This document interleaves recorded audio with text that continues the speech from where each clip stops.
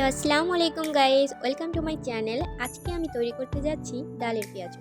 কিভাবে সঠিক পদ্ধতিতে ক্রিস্পিভাবে ডালের পেঁয়াজু তৈরি করা যায় সেটা আমার রেসিপিটি ফলো করে দেখে নিন। তো আমি এখানে প্রথমে খেসারির ডাল এবং কিছু বড় ডাল ভিজিয়ে রেখেছিলাম ঘন্টাখানি। সেগুলো ভেজা হয়ে গেলে আমি শিলনোড়ায় ভালো করে পেস্ট করে নিয়েছি। একটু দানা দানা ভাব রেখে আমি শিলনোড়ায় বেটে নিয়েছি। তারপর এখানে আমি দুটো পেঁয়াজ, দুটো আলু আর তিনটে কাঁচামরিচ নিয়ে নিয়েছি পরিমাণ মতো। আমি এগুলোকে কুচি করে কেটে নেব। এখানে আমি ডালের পেঁয়াজুতে আলু অ্যাড করব। পেঁয়াজটা কম নিয়ে আমি এখানে আলুটা নিয়ে নিয়েছি, কারণ আলুটা কুচি করে দিলে পারে পেঁয়াজটা অনেক খেতে ক্রিস্পি হয়, সাথে অনেক টেস্টি হয়। তো আমি ভিন্নভাবে আজকে পেঁয়াজুটা আপনাদের দেখানোর চেষ্টা করছি বলে এখানে আমি আলু অ্যাড করে দিয়েছি।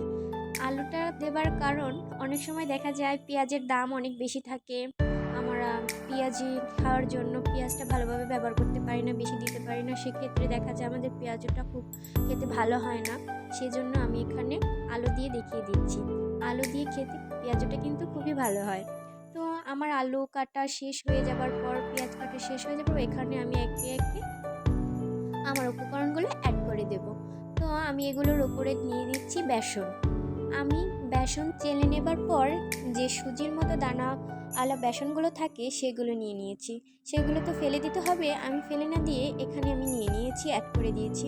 একটা খেতে অন্যরকম একটা টেস্ট আসবে, সেজন্য এগুলো দিয়ে দিচ্ছি। আপনারা চাইলে এখানে বেসন দিয়ে দিবেন। তো আপনারা যদি নরম পেঁয়াজও খেতে চান তাহলে আপনারা এখানে ময়দা অ্যাড করতে পারেন।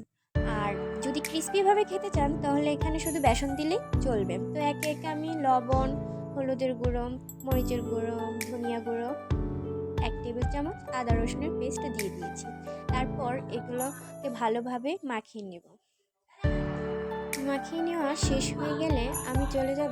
তেলটা ভালো মতো গরম হয়ে গেলে এইভাবে আমি হাতের সাহায্যে একে একে হাতের আঙুলের সাহায্যে চ্যাপটা করে আমি এখানে দিয়ে দেব। এগুলোকে আমি গোল করে ভাজবো না, গোল করে ভাজলে আমার পেঁয়াজটা ভালোভাবে মুচমুচে হবে না। সেই জন্য আমি এগুলোকে চ্যাপটা করে দেবো, যাতে ভালোভাবে এগুলো ভাজা হয়ে যাবে, লালচে ভাবে ভেজে গিয়ে এগুলো মুচমুচে হয়ে যাবে। তো আপনারা যদি এইভাবে আমার রেসিপিটি ফলো করে বাসায় তৈরি করতে পারেন, খুব সহজে ক্রিস্পি পেঁয়াজু তৈরি করতে চাইলে আমার পেজটাতে একটা সাবস্ক্রাইব এবং লাইক, কমেন্ট করে পাশে থাকবেন।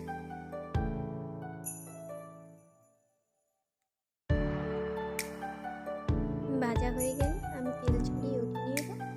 দেখুন কি সুন্দর করে এগুলো ভাজা হয়ে গেছে, দেখতে কতটা সুন্দর লাগছে, খেতেও কিন্তু হচ্ছে খুব দারুণ সুস্বাদু।